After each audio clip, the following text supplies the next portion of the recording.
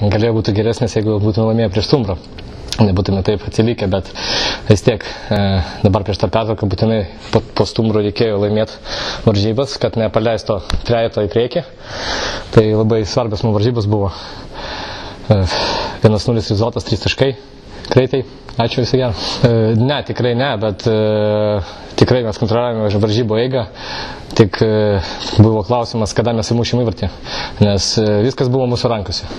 Gal biškutį kažkur tai fortūnos įsuka, kartais mums gal kažko mums trūksta, bet mes nerealizuojam tų progų, kurios susikūrėm. Tikrai susikūrėm antram kėliny, tikrai daug progų ir tikrai pirmam dar buvom progų turėję, bet įmušėm.